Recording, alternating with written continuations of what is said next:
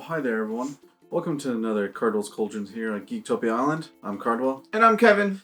And today, we're going to be venturing a new fun little deck because with all the bannings, you know, it's kind of wide open there. Well, besides Stupid Fiery Enchantment and also Doom Foretold. Yeah. I'm starting to hate those really, really much on Arena for sure. They are kind of everywhere. Yeah, just, it's ridiculous. But before we get there, go ahead and remind you that we do have a Patreon.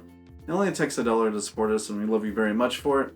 It's what's going to help pay the bills soon enough. We're climbing up there in subscribers, so thank you very much for that. And like I said, with this fun little deck, it's called Till Death Do Us Part. And of course, it's another Mardu deck because I'm trying not to use green.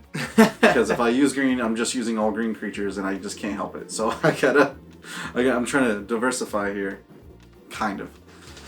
But that, of course, it has to do with death triggers and all that fun stuff. And we're going to use a creature that everyone was hyped for when she came out, but never saw play. So I kind of wanted to play her and show her. And that creature is Teysa Karlov. Thank you. Have to get my Russian in. She is a creature. Costs 2 black and a white.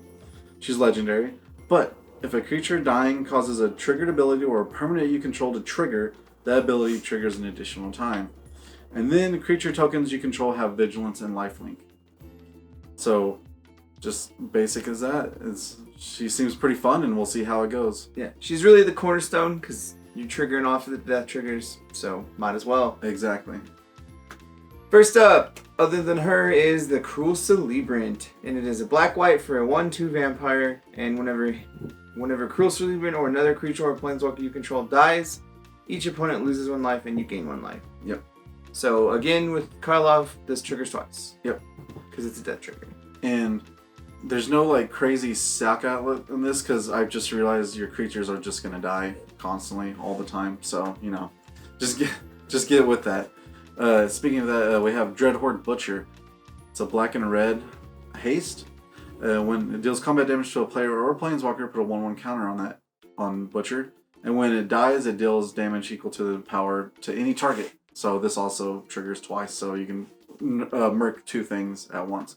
Or just go to the face twice, just pa. Next up is Tithe Taker. He is a white and 1 for a 2/1 human soldier. During your turn, spells your opponents can cast cost 1 more to cast, and abilities your opponents activate cost 1 more to activate. And then Afterlife, whenever this creature dies, make a 1/1 black and white spirit token with flying. Yep. So it's the Afterlife trigger that triggers twice, but it also is a nice control card. And everything is on tempo nowadays, especially if you play against the Flash deck or anything, of course, with blue with counters.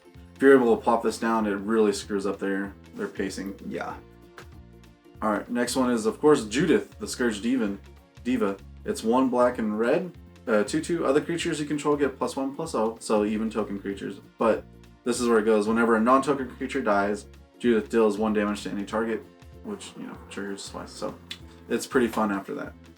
Because you go 2-drop Celebrant, 3-drop her, and then you don't care. Yeah. 4-drop Karlov, and you're just like, hey, let's do some things. Let's just start dying, pretty much. Next up, Ministrant of Obligation. He's white and 2 for a 2/1 Afterlife cleric. So when he dies, you get 2 1/1 dudes. So you essentially would get 4 if you have Karlov. Yeah, and I'm sorry, I didn't even explain Afterlife. If you don't even know or haven't read on the cards, that basically you get 1/1 spirits for the number of Afterlife. So therefore, you know, you die and you have more creatures to do more things. All about it. Yeah. Next one is Seraph of the Scales. It's a 2 black-white, 4/3 flying angel. Extremely strong, just base stats wise. If you pay a white, it gains vigilance. If you pay a black, it gains death touch, and then it has Afterlife 2 as well. So, and as many as with the stupid, actually both of the decks, there's a lot of board wipes as well. So you want to make sure that you have stuff afterwards. Yeah.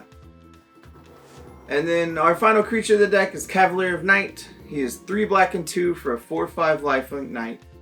And whenever he enters the battlefield, you may sacrifice another creature. When you do, destroy target creature an opponent controls. So all of your dudes can trigger their abilities. Yep. And then when he dies, return target creature with convert mana cost 3 or less from the graveyard to the battlefield. So you'll get a second one of those just to get an extra dude back. Exactly. It has 3 black, of course. It's a little rough, but by that late of the game, it shouldn't be okay.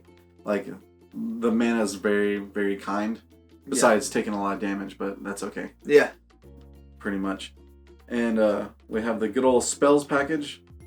Is just because, why not? Because we're running these colors. There's 4 Bedevils. Because destroy target artifact, creature, or planeswalker, instant speed. It's just good. Yeah.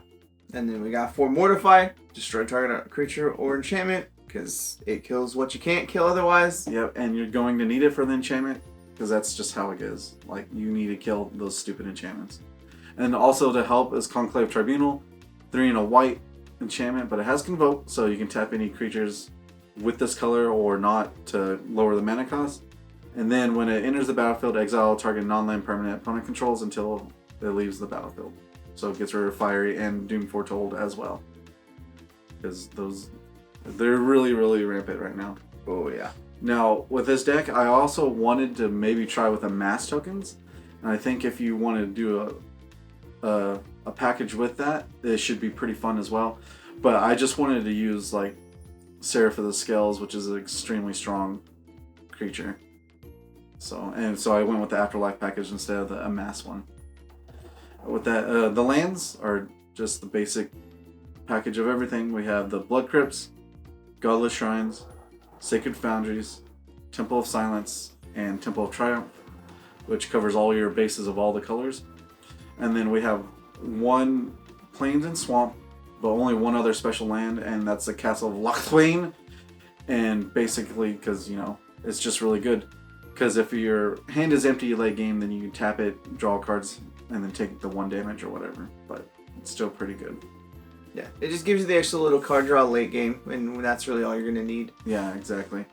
Because hopefully, I couldn't get much other card draw at all in this deck, but it's pretty fun. I was thinking about also doing the Knight, that whenever a dude dies, you draw a card. But if you have Teysa and you're at 5 or whatever, and then you swing, and you just lose kind of. So yeah, it's kind of dangerous. I didn't want to like put yourself in a corner for that for sure. With that, hopefully you enjoy this deck. It seems pretty fun. I hope she works really well. I can't wait to play Arena and test her out and all that fun stuff. And if you want the deck list, it'll be down below. And hopefully you enjoyed your stay here at Geektopia Island. Goodbye. Later.